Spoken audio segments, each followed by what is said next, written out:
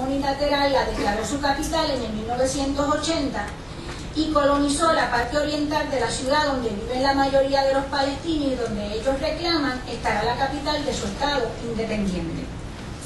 A partir de la ocupación de los territorios en el 1967, algunos países árabes proponen el principio de paz por tierras, que es lo que hemos estado escuchando mucho, el cual consiste en que Israel devuelva las tierras ocupadas en el 67, y el compañero Sergio, cuando hable, presentará los mapas, a cambio de paz con sus vecinos.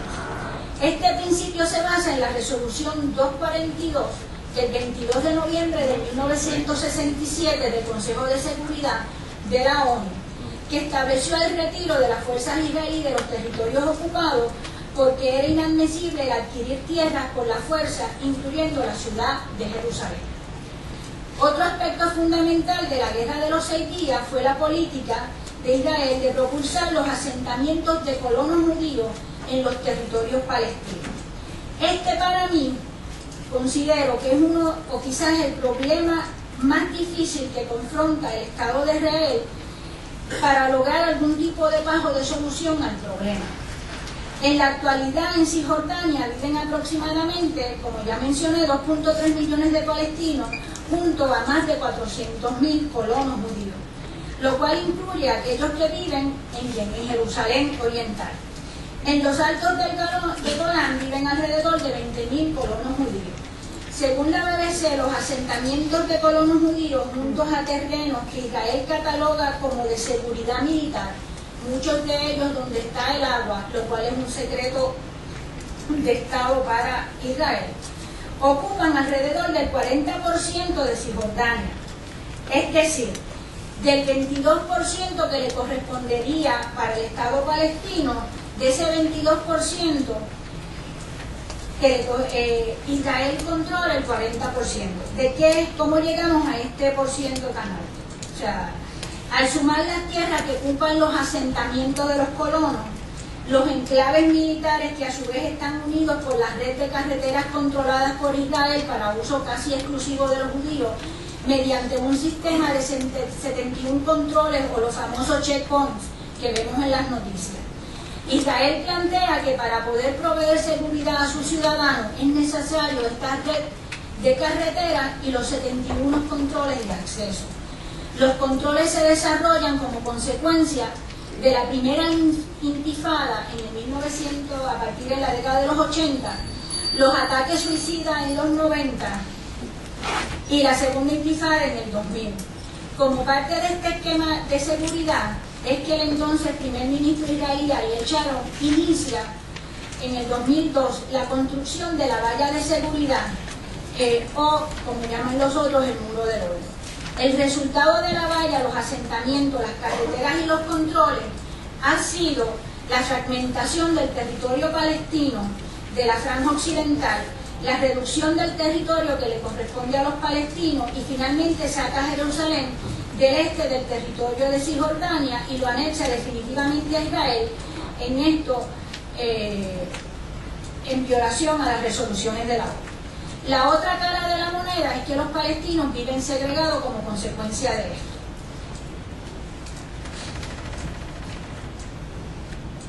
Otra de las grandes consecuencias de la Guerra de los 6 días es el control, como les planteo, de los acuíferos.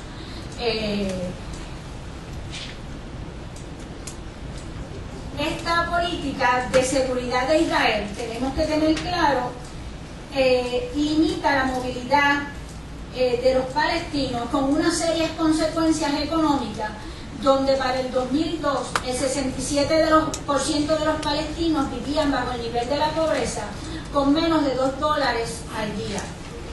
Como consecuencia, esto tiene unos grandes efectos para la viabilidad del Estado palestino, porque ha convertido cada vez más a los palestinos en una comunidad más dependiente de Israel. Cierro rápidamente con la política de los Estados Unidos. Durante la década de los 50, las relaciones entre Estados Unidos e Israel se podían definir como frías. Cuando se transforman es a partir de la guerra de 1967 con el presidente Lyndon B. Johnson, y de ahí, a partir de ese momento, es que se consolida la relación estratégica entre ambas naciones que conocemos hoy día. Estados Unidos no ha sido a lo largo del conflicto muchas veces un jugador imparcial, convirtiéndose así en el problema, parte del problema. Quizás una de las grandes excepciones es la de Jimmy Carter, la participación de Jimmy Carter en Camp David en 1979. Y quizás el deterioro podría darse a partir de la política de Bush dentro del marco de la guerra global contra el terror. Y por último, en términos de la paz, se presenta, además de la complejidad de todos estos problemas, tenemos el deterioro y la fragmentación de ambas sociedades, donde están divididas y polarizadas. Las elecciones, el problema que esto presenta es quién negocia en nombre de quién, y qué líder con carisma y con voluntad para negociar frente a los obstáculos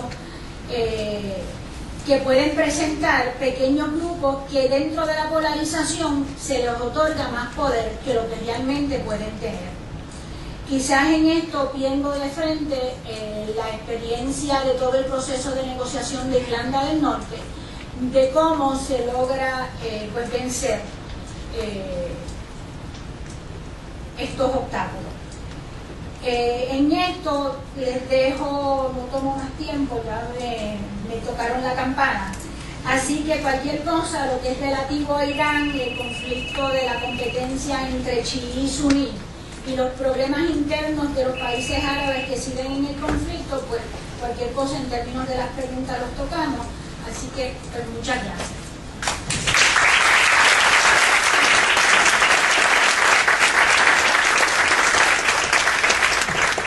Queremos darle un pequeño presente a la profesora por su participación.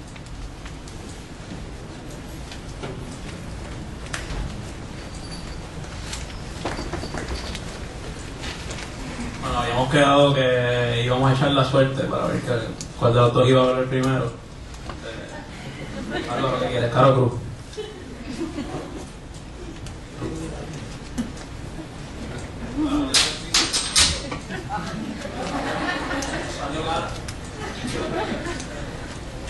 Ahora va a hablar el representante del pueblo palestino, Said Abdelrahim.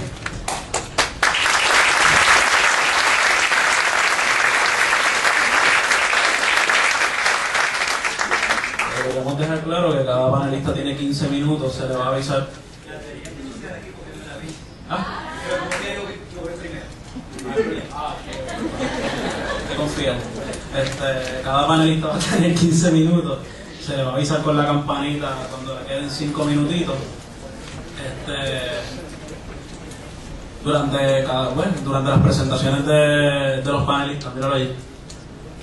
Tienes que mirarlo ahí. Durante las presentaciones de los panelistas, vamos a pedir que se abstengan de hacer preguntas y comentarios. No hemos tenido ese problema. Al final, pues vamos a comenzar la sesión de preguntas. Sin más, los dejo con Said Abdelrahim.